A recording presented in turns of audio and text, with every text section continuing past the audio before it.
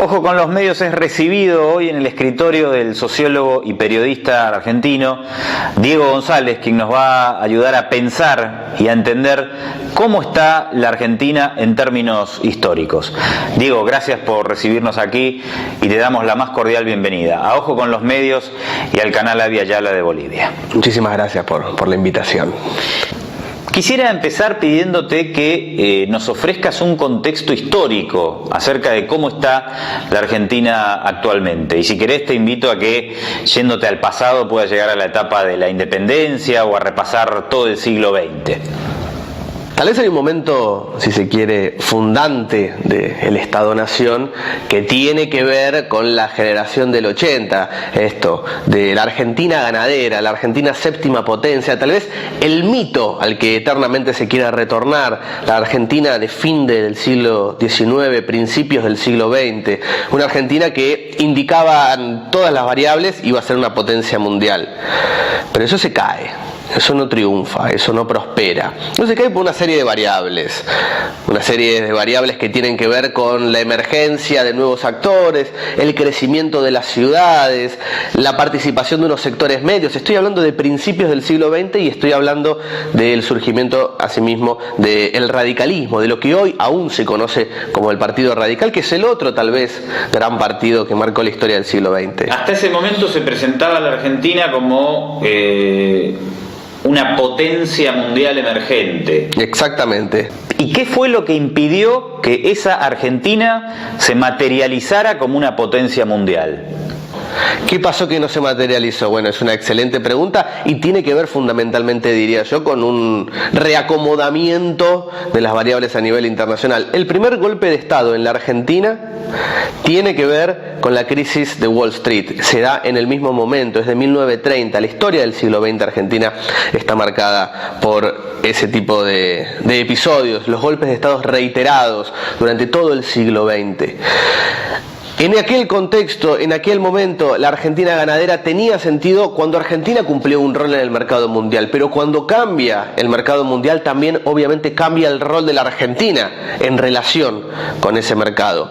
Al mismo tiempo, lo que decía, se fueron dando movimientos internos que fueron haciendo que vayan creciendo las diferentes urbes, particularmente Buenos Aires, Rosario, Córdoba. Y es en ese nuevo contexto que emerge una nueva fuerza política que es el radicalismo, que podríamos caracterizar como la organización política de los sectores medios, urbanos, profesionales incluso. Esto es a principios del siglo XX. Esto tiene que ver, como te digo, con la crisis del 30, que va a hacer que un golpe militar saque del poder a Irigoyen, al presidente del Partido Radical, que fue 2 veces presidente. A partir de ahí se abre una nueva etapa, tal vez.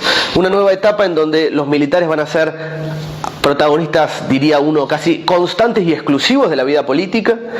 Van a intervenir constantemente para reordenar lo que ellos entienden es un desvarío de la cosa política, de la cosa económica, e incluso producto de esos levantamientos y esas participaciones del partido militar, como se lo llamó acá en la Argentina, surge el propio Perón, entrada la década del 40. Te hago una pregunta, porque mencionaste ya 2 veces los golpes militares. Desde tu punto de vista, y sacándonos la camisa ideológica, ¿vos pensás que los golpes militares afectaron el desarrollo de la República Argentina, esos parates institucionales? Porque podría ocurrir que una dictadura militar, fuera de ser totalitaria, pudiera colaborar en el avance de la industrialización de un país, cualquiera fuera este, por ejemplo. La que más intervino de un modo destructivo para el entramado y la estructura militar fue la última.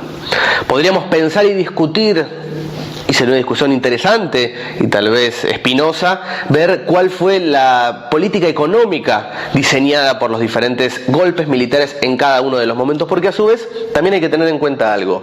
Recién decía que los golpes militares generalmente se daban para interrumpir un periodo de crisis, reordenar las cartas, decían, y relanzar de nuevo. Tal vez el primer golpe que sí se propuso permanecer, que se propuso incluso 3 etapas de reorganización de la sociedad, fue el golpe de Onganía en la década del 60.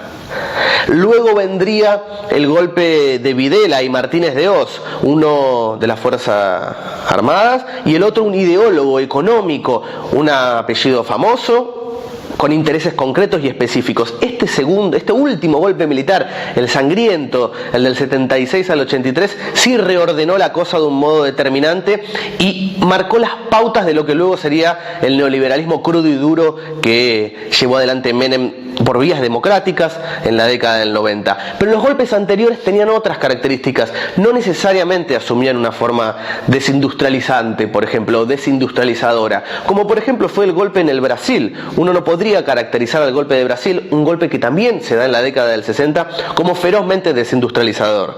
Tuvo sus momentos, tuvo sus etapas. Distinto es, por ejemplo, el golpe de Pinochet, que sí asumió otra forma, porque también fue más tardío, fue en el 73, incluso tuvo detrás la doctrina de Chicago, la escuela de Chicago, esos muchachitos que venían de los Estados Unidos con la formación de Milton Friedman y efectivamente buscaban una nueva inserción de aquel país en el mercado mundial. En un mismo sendero se transitó acá en la Argentina con el último golpe militar. Pero si pensamos en los anteriores, hay que analizarlos más fríamente y con más cautela y ver uno por uno qué es lo que hizo en el aspecto económico durante el periodo que generalmente fue breve. Entonces, si caracterizamos a la Argentina como el granero del mundo hasta la década del 30, ¿qué fue lo que ocurrió después? Básicamente lo que sucede es que la lógica de inserción en el mercado mundial empieza a languidecer. Los centros que consumían las materias primas de la periferia ya no tienen recursos para seguir jugando este partido y jugando esta lógica. Es entonces que la Argentina tiene que rediscutir hacia adentro un nuevo tipo de reordenamiento. Es entonces que sucede la famosa ISI, como le decimos nosotros, la industrialización por la sustitución de importaciones. Básicamente se empieza a desarrollar una incipiente estructura industrial propia que va creciendo paulatinamente. Esto empieza en la década del 30, en donde empieza a configurarse otro mapa económico, lo cual obviamente tiene derivaciones en lo político.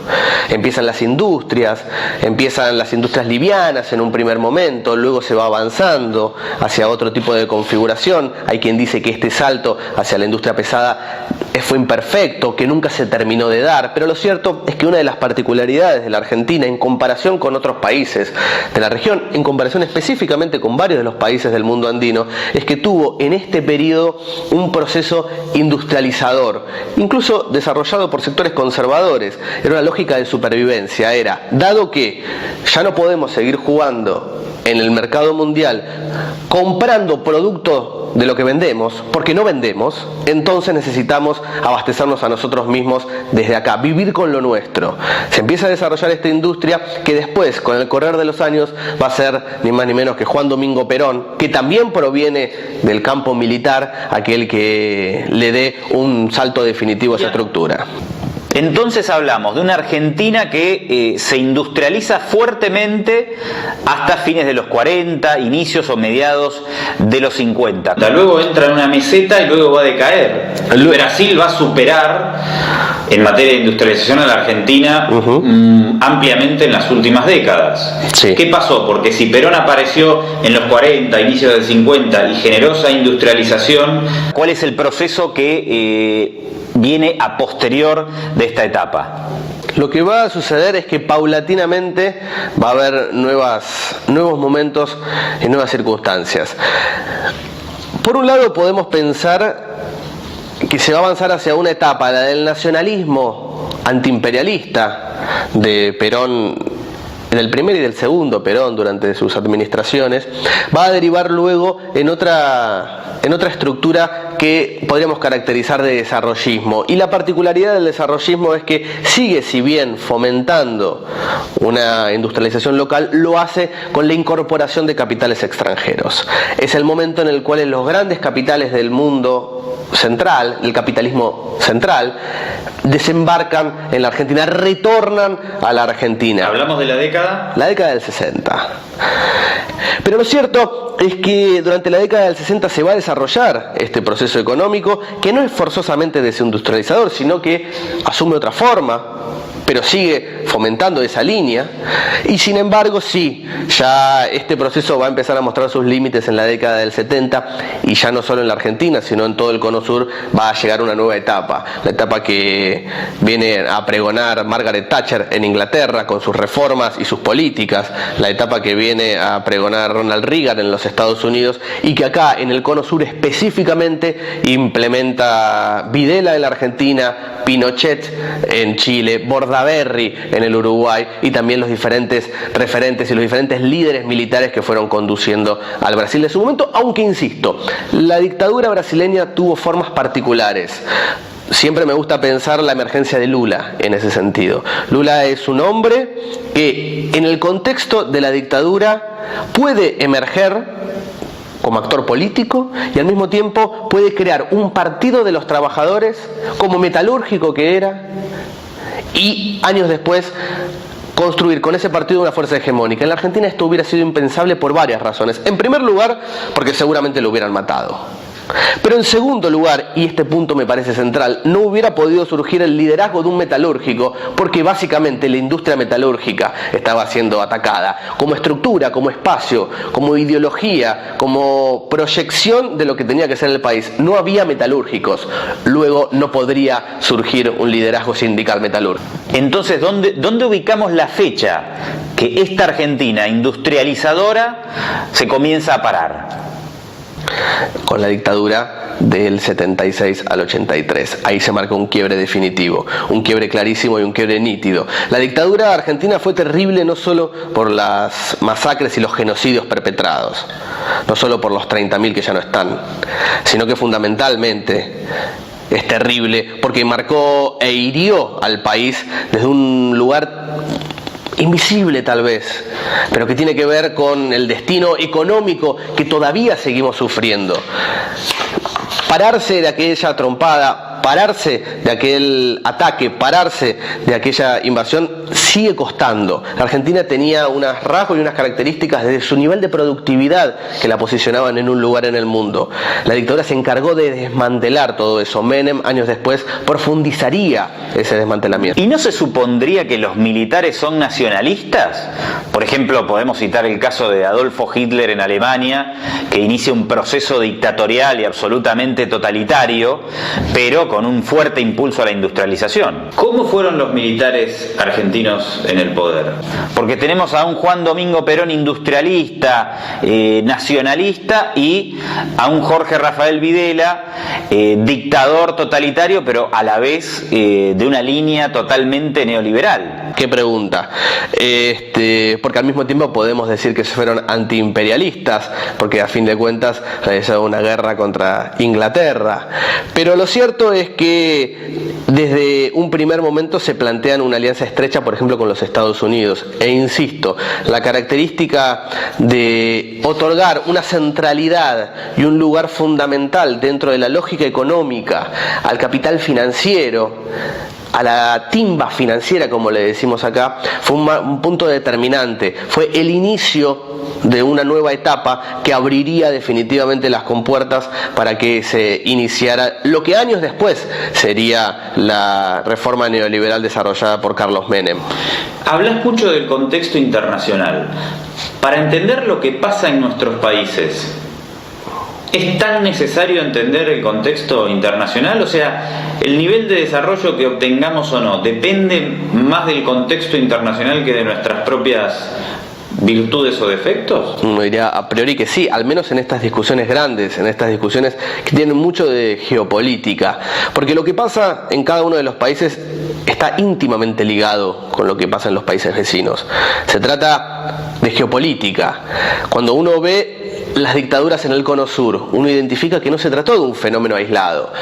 No hay una dictadura en Argentina y en el entorno hay vacío. No hay una dictadura en el Uruguay y en el entorno hay vacío. No hay una dictadura en el Paraguay, no hay una dictadura en Bolivia y en el entorno hay vacío. Se trata claramente de un fenómeno regional que está viviendo un momento y una etapa. Cuando hoy vemos estos procesos de cambio, cuando hoy vemos la emergencia de estos gobiernos posneoliberales, de esta nueva izquierda latinoamericana, la tenemos que ver en sintonía y en concordancia con lo que está pasando a nivel regional, y luego, acto seguido, lo tenemos que ver con lo que pasa a nivel mundial. Uno dice, ¿qué tiene que ver la caída de una pared en Berlín a fines de la década del 80 con que llegue un señor con un poncho y patillas a gobernar en la Argentina? ¿Qué relación hay? ¿Qué tiene que ver lo uno con lo otro? Y uno podría decir tranquilamente que todo. Que la caída del muro de Berlín golpea directamente en la lógica económica argentina y en la lógica política a nivel mundial y también argentino, y es por eso que la línea que adopta Carlos Menem, por tomar un caso nacional, pero solo un caso, está íntimamente ligada con la caída del muro de Berlín. Los procesos nacionales se explican en última instancia, estructuralmente hablando, por razones geopolíticas, por razones más amplias, por razones que trascienden a las fronteras de cada uno de los estados. Pero con el mismo contexto internacional, Brasil logró un nivel de desarrollo mucho más grande a nivel de industrialización que el de Argentina.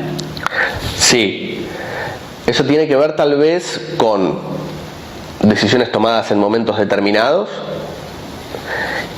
y también, por ejemplo, con la magnitud de su población, el tamaño de su población. Eso es un factor también que condiciona el desarrollo o no desarrollo de la industria en cada uno de los países. Pero asimismo me parece determinante en este punto que nunca hubo en el Brasil una interrupción tan deliberada desde lo económico de la línea nacionalista o reformista o desarrollista en cada una de sus etapas del desarrollo. Brasil en última instancia, a un ritmo más cansino, a un ritmo más parsimonioso, a un ritmo más lento, pero asimismo con mayor constancia, avanzó cuando menos desde la década del 50 hacia un lugar. Podemos decir que los gobiernos de Fernando Henrique Cardoso tuvieron algunos rasgos del neoliberalismo, y no estaríamos errados al afirmar esto, pero definitivamente no podemos comparar las reformas neoliberales desarrolladas por el gobierno argentino, por ejemplo, por tomar un caso, con las reformas neoliberales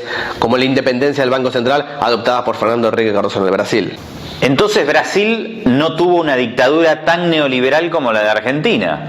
Totalmente. La dictadura, sí autoritaria, sí asesina, sí dictadura, pero de otro rasgo económico. Defendía otros intereses dentro de la disputa interna del capital. En definitiva se trata de esto, porque uno piensa a los capitalistas. Bueno, no existe como grupo homogéneo, hay sectores, y asimismo hacia adentro se disputan el liderazgo de cada una de las economías. Encontramos que en el Brasil hubo el liderazgo constante de un tipo determinado de burguesía que uno lo ubica territorialmente en San Pablo. En la Argentina esa burguesía nacional asumió otra forma, como por ejemplo también podemos pensar el rol que tuvo o no en la política boliviana la burguesía, y también podemos pensar las reformas neoliberales. ¿Quién desarrolla las reformas neoliberales en Bolivia? ¿Son dictaduras o son democracias? Da la sensación en gran medida que el propio MNR, aquel que realizó las grandes reformas nacionalistas en la década del 50, no solo se trata del mismo partido, sino que del mismo hombre, de Víctor Paz, aquel que realiza las nacionalizaciones y es él mismo luego el que realiza las desnacionalizaciones de los bienes estratégicos del país. Luego de la guerra de Malvinas, la dictadura argentina entra en crisis y comienza la democracia. El periodo democrático en 1983. Han pasado 32 años de esto. ¿Cómo ves estos 32 años de este proceso democrático? En un primer momento se trató de un periodo espinoso en el cual la prioridad estaba depositada en lograr la paz social y la armonía desde una perspectiva democrática. La amenaza, la sombra, el fantasma de los militares estaba en el horizonte de un modo constante. Tenían poder de impugnación. Existía el temor y la amenaza constante de que si se daba un paso en falso, se darían 1000 pasos para atrás, porque los militares podrían volver. Mi generación no cree eso. Yo creo que ahí hay un punto de inflexión. Mi generación, los que tenemos 30 y poco, Llegamos a la política de un modo activo, nos topamos con la política en un nivel vivencial cuando se dan las rebeliones en contra del neoliberalismo en el 2001. Y ese clima, y ese código, y ese momento es el que marca la crisis de un statu quo y el advenimiento de un nuevo orden. Porque si bien durante el primer tranco de la transición democrática la prioridad estaba depositada en lo político, durante el segundo periodo, el de la instauración del neoliberalismo, la prioridad estaba claramente depositado en lo económico. La política era simplemente una cuestión de administrar lo dado, era más bien un debate técnico. Se omitía el debate político. Aquel que llevaba las líneas maestras de la economía no era alguien que pensara un modelo de sociedad, sino que alguien que supiera. Ese era el argumento. Omitiendo totalmente que la economía es una ciencia social, no es una ciencia exacta.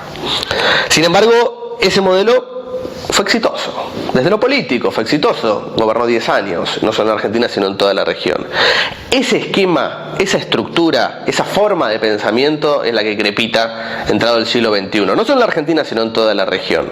Y ahí por eso volví a la cuestión biográfica. Es mi generación la que ve cómo en el diciembre del 2001 todo eso estalla por los aires. Y estalla no de un modo metafórico. Estalla como estalló con la guerra del gas en el 2003. Estalla como estalló en el 2005 con la rebelión de los forajidos en Quito. Estalla como estalló en el 89 con el Caracazo en Venezuela. Estalla, se siente, se ve, se rompió todo.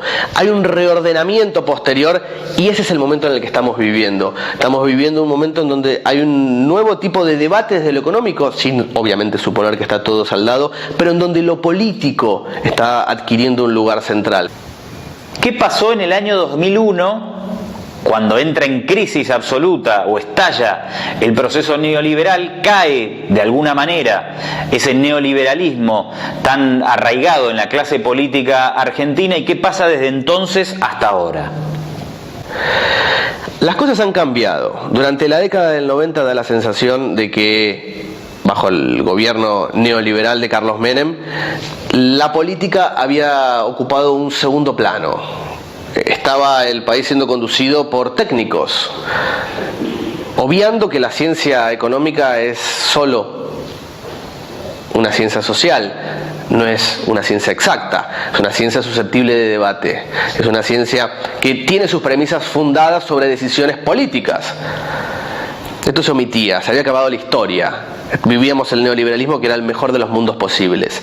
Con la debacle del 2001 había que discutir todo esto. Y efectivamente se puso a la política por delante de la economía y se asumió un nuevo norte. Se negoció hacia afuera la gravísima crisis de la deuda externa y al mismo tiempo se empezó a pregonar, a plantear un discurso neodesarrollista. Un discurso que pretende volver a la Argentina industrial, que pretende agregarle valor a los bienes que se producen en nuestro país. Esto se hizo de un modo imperfecto durante estos 12 años, pero se avanzó en esa línea, en el desarrollo científico, el desarrollo tecnológico, se avanzó también en el desarrollo de la infraestructura industrial, la recuperación primero de la infraestructura industrial y después la sofisticación de esa estructura. Esta es la nueva Argentina que ha nacido en estos 12 años y es la Argentina que tenemos hoy. Esta es la Argentina que va a las urnas. Esta es la Argentina que tiene que decidir cuál es el camino que tiene por delante. Obviamente una Argentina imperfecta, obviamente una Argentina con muchísimas tareas pendientes, obviamente una Argentina en donde, si bien se planteó un fortalecimiento del aspecto industrial, los banqueros ganaron muchísimo, pero muchísimo dinero. Una Argentina en donde, si bien se quiere desarrollar diferentes vetas desde lo tecnológico, el agro y particularmente el monocultivo relativo a la soja también ha sido un punto nodal y un punto central para el Producto Bruto, para el desarrollo y el crecimiento del Producto Bruto argentino. Una Argentina con contradicciones, pero una Argentina que se planteó un norte muy distinto al norte planteado en la década del 90. Hay que ir a las urnas, hay que elegir. Han pasado 3 periodos, 3 mandatos en los que gobernó el kirchnerismo con sus diferentes etapas y con sus diferentes modos. Ahora, el que venga no va a ser uno del nicho duro del actual gobierno, de la actual administración. Habrá que ver si es un sector cercano,